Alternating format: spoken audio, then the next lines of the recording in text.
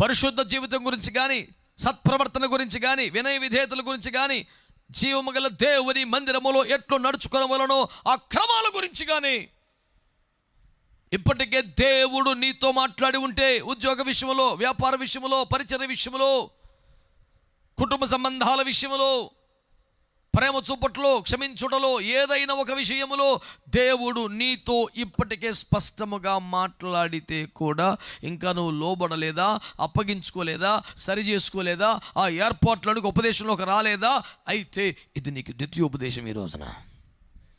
ఈ రోజు కూడా నిర్లక్ష్యం చేసావా, you will be at high risk. నువ్వు చాలా ప్రమాదంలో ఉంటావు. ఇక సంబంధం లేదు చెప్తున్నాను. పౌలు గారు ఏమంటారు? దేవుని సంకల్పం అంతయు మీకు ప్రకటించిన తర్వాత ఇక మీ విషయమే మీరే ఉత్తరవాదులు అన్నాడు.